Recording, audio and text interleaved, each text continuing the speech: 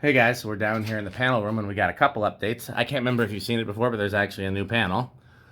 And that is a whole new 100 amp service that we have so we can have stuff legitimately connected down here instead of through the old rust machinery. This was you want to say where you got this, right? So yeah, so that is a 1960s Lakewood floor fan that I got from Tori at Fanimation. I got it for free from him, so thank you, Tori. We now have a nice blower fan down here. This may not be the permanent location for this, but this is for here while we were working. While we're working, yeah. And it works beautifully. And then we have a more permanent ceiling fan down here, and that we now have.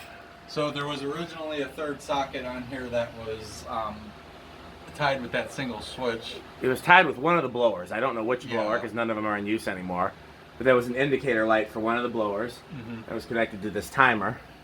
So right now the timer actually, if you put the timer back together, it would work when the switch is off. No, it would work when the switch is on. It has power based on the switch. I think it might interrupt. I'm wondering if it would actually control the fan then.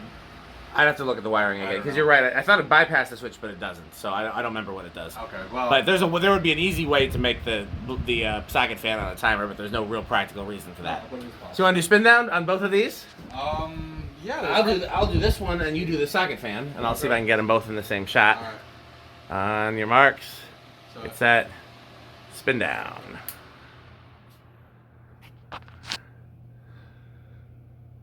I mean, socket fan. Yeah, but that's also put up quite a fight considering how small it is, though. Well, they both stopped pretty quick. Has this been oiled at all? Tori's really good about maintaining his stuff. So it's probably just been oiled, but hasn't been running a while. Well, that and all the weights on the bottom bearing too. It's not. That's true too. Really yeah, we may or may not move this. That was more. This was my placement, but yeah, but this is definitely kind of more. Yeah, that's gonna be the thing. That's our ceiling fan for this room. Should we show the light back? Oh yeah, I don't know if you've seen it before. We actually found an old a light socket back here that was forgotten about. Now it has a lamp in it. So we actually kind of have a backlight for the original 1940s. Oh, that's where the sump pump is. Okay. Yeah, we got a light for that. We're gonna. Oh, this thing works now too. Oh yeah, I don't think we ever showed that. Yep. There was a random. This is obviously not original to the building, but this was added at some point for whoever works back there. How old does that look to you? That cord looks. The cord. 80s maybe. Probably 80s. I'm gonna bet the light bulb's about that age as well. Okay, so yeah, and we're just gonna run that until that bulb dies, and then put a daylight in it. Yep.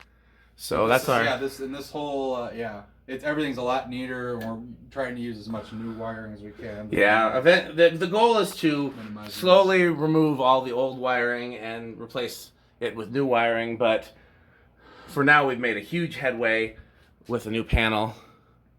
And here, let's turn this back on because technically, your on-off switch for that is I think this breaker. Yep. But it also does because they're both just they're both plugged into that panel outlet. We can always add more outlets. That's easy enough to do. Okay, well, we're going to do some more filming later, so thanks for watching.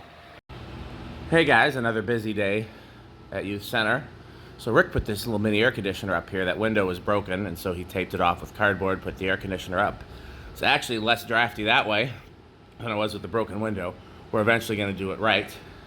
One of the big updates is right here. We now have light switches instead of just breakers. There's Andy. This is Andy after about 5 hours of sweaty work. So. Oh man, this is, well, all of us. Troffers are switch 1. Strip light, switch 2. Lobby sconces, switch 3. And the bathrooms. And the remaining ones are the sanctuary fans and fan lights. Sneak preview of what's to come in here, but it's not done yet, nor is it permanent. So,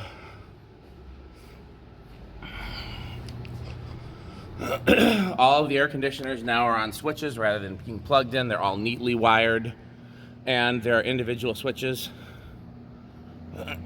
for the sconces and stage lights. And you see there's 2 over there as well. So, we're about to leave, so we need to settle. Oh, there's some wire there. We got to grab that before we leave, but I can wait till after the video. So I'm going to sit back here and capture everything in video.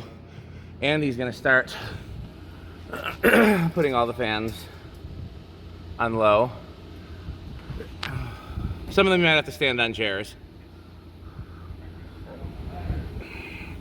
See, we know a product that could avoid having to stand on chairs.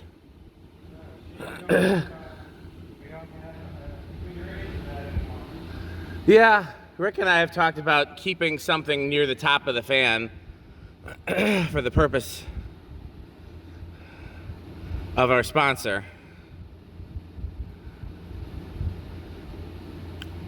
Personally, I was one of the advocates for long pull chains. That's what she said.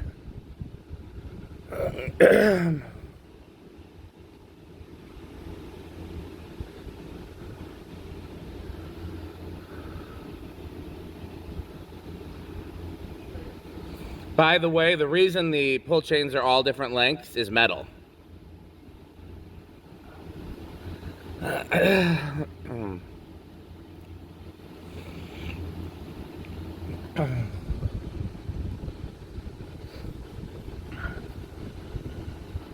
You have a favorite fan of the ones in the building?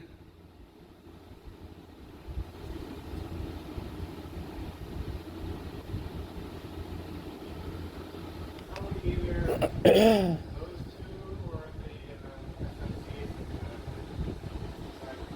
mystery surprise fans in the rec room. Yeah, you like the JCPenney's then, of the ones that we know about. Do me a favor while you're over there and shut that door. That's...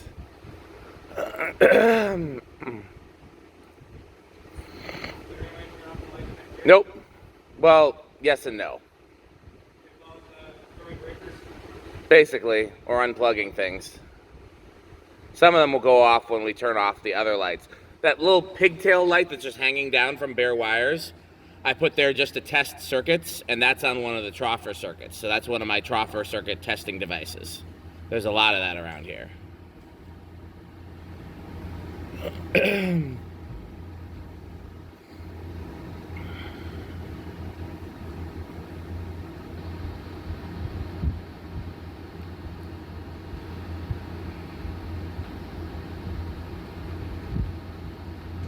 I think you were saying that in an ideal world you would have cast iron in here. Well, in an ideal world, if we knew it had fans from the time it was built or shortly thereafter.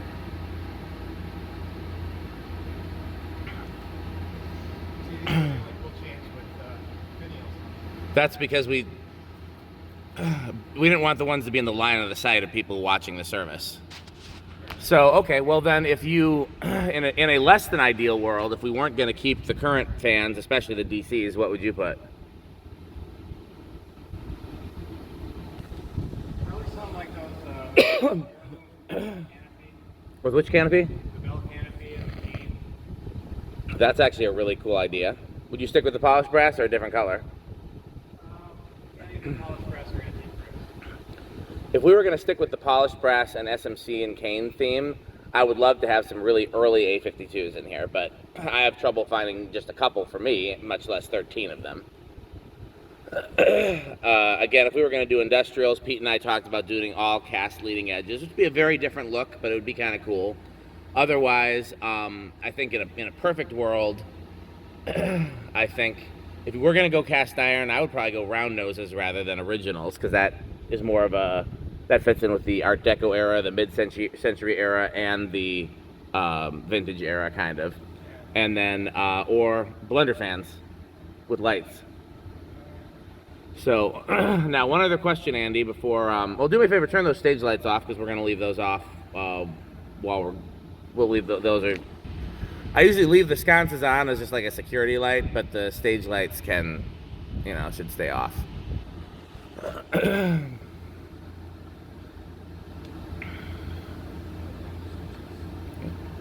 So, we've talked about putting fans in the foyer. It's on our list. I'll tell you what we talked about, but first, actually, let me just stash this blower fan somewhere where nobody's going to bother it. Right there. I'm going to grab that spool of wire since we don't have to come back in here.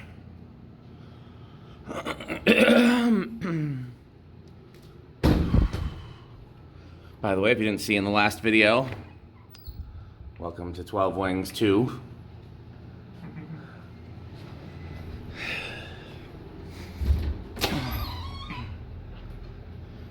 So, Before I tell you any of the things we've already discussed, what would you put here?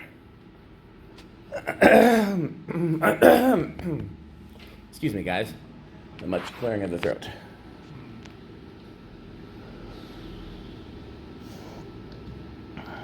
Not so much the low ceiling area, but yeah, I mean, you could stick a hugger back here, but it's kind of pointless.